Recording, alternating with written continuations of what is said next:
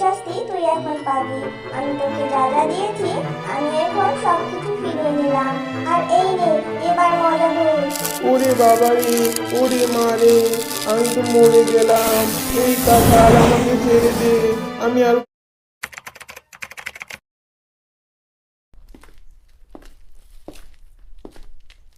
উফ বাবা, আমার তো অনেক ক্ষুধা লেগেছে।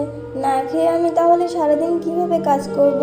আর কাজ না করতে পারলে আমি আমার মেয়ের জন্য খাবার নিয়ে যাব কি করে? এ কি, এই গাছে তো একটি কাঁঠাল ধরে আছে, তাও তো আবার কাঁচা কাঁঠাল। পাকা কাঁঠাল হলে কাঁঠালটা খেতে পারতাম। কাঁঠালটা উপর থেকে কাঁচা দেখা গেলেও কাঁঠালটা কিন্তু তুমি ভিতর থেকে ঠিকই পাকা পাবে। আর কাঁঠালটা তো তুমি পেরে খেতে পারো শিয়ালিনী। এ কি গাছ, তুমি দেখি কথা বলতে পারো। তাহলে তুমি সাধারণ কোনো গাছ না, তুমি তাহলে জাদুই গাছ, তাই না? আচ্ছা ঠিক আছে, আমি তাহলে তোমার গাছ থেকে কাঁঠালটা পেড়ে খাচ্ছি। এরপর শেফা শিয়ালিনী গাছ থেকে কাঁঠালটা পেড়ে খায়। জাদুই কাঁঠাল গাছ, তোমাকে অনেক ধন্যবাদ। তুমি তোমার ফল দিয়ে আমার ক্ষুধা নিবারণ করার জন্য। এখন আমি আমার মেয়েটার জন্য যদি কিছু খাবার নিয়ে যেতে পারতাম তাহলে অনেক ভালো হতো।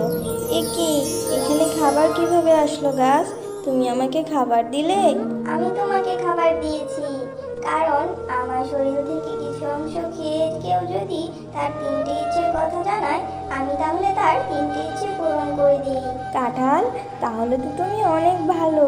তাহলে তুমি আমার আরো বাকি 2টি ইচ্ছে পূরণ করবে? অবশ্যই, আমি তোমার আরো 2টো ইচ্ছে পূরণ করব।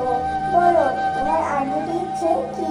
কাঁঠাল, তুমি আমার সঙ্গে যাবে আর তুমি আমার মেয়ের সঙ্গে থাকবে, কারণ আমার মেয়ে বাড়িতে একা একা থাকতে অনেক ভয় পায়।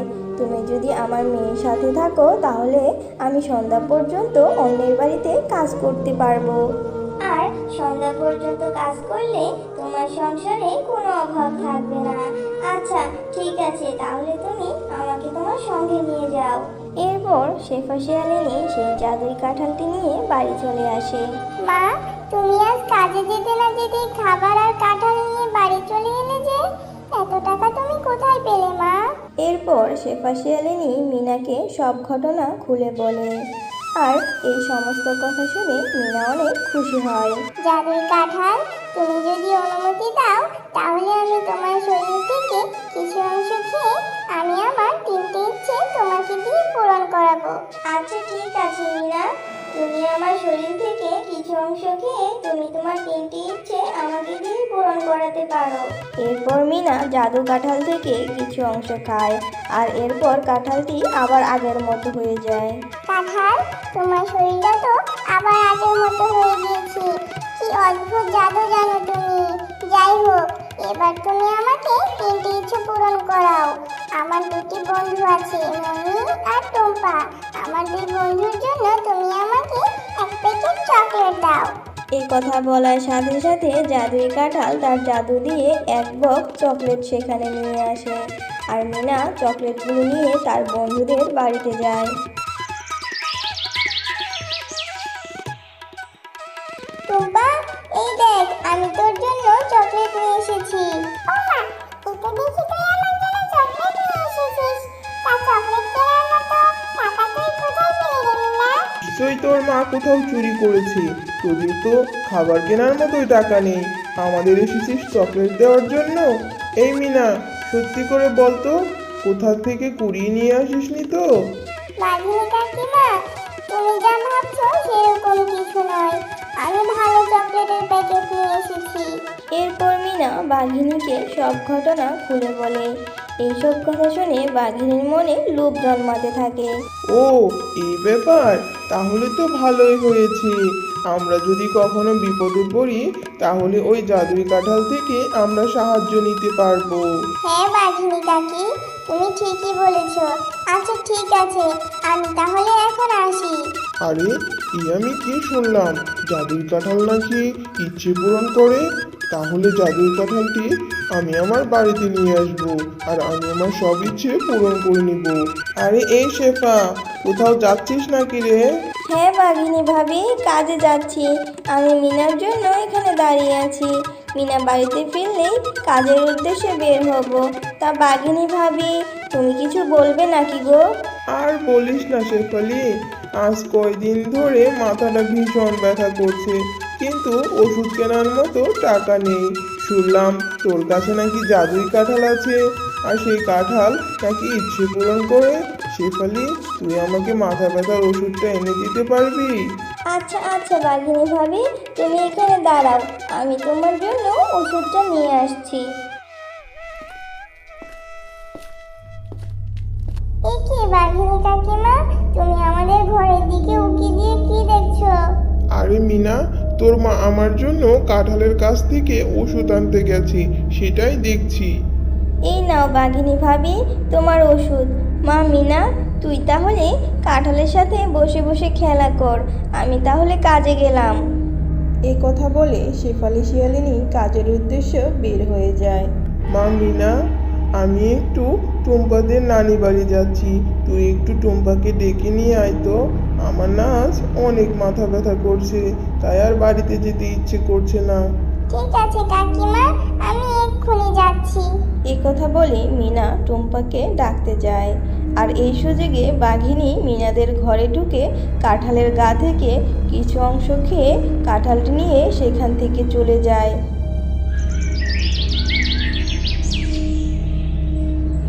কাঁঠাল, তুই এখানেই থাক, আমি আগে মিনাকে আমার বাড়ি থেকে বের করে নেই, তারপরে না হয় আমি তোকে আমার বাড়ির ভিতরে নিয়ে যাব।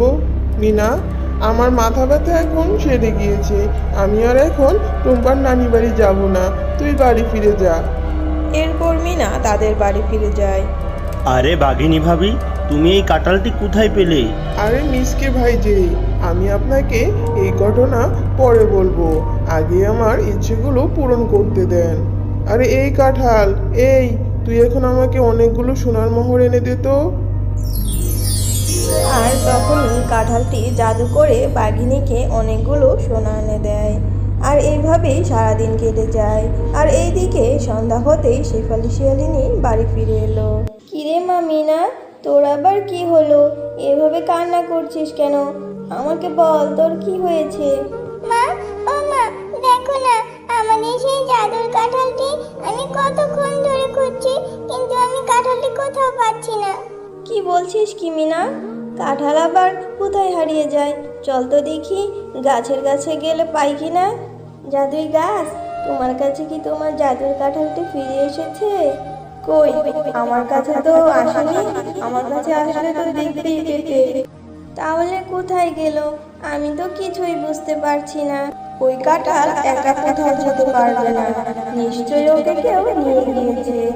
আজ তো রাত হয়ে গিয়েছে, তুমি বরং সবার বাড়িতে খোঁজ নিয়ে দেখো। আর এইদিকে বাঘিনী জাদুই কাঁঠালের সাহায্যে অনেক সোনাদানা ধনরত্ন নিয়ে নেয়।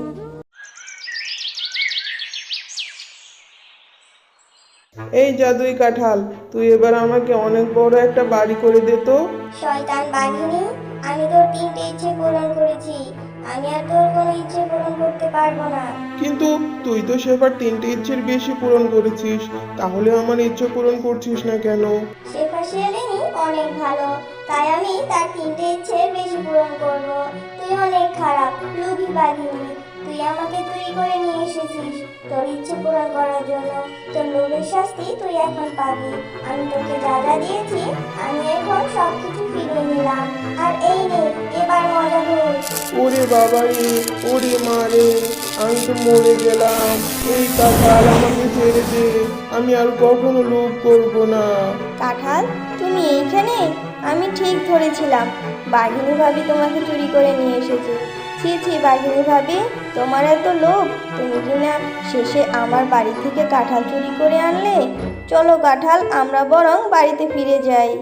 এরপর শেফা জাদুর কাঁঠালটি নিয়ে বাড়ি ফিরে যায়।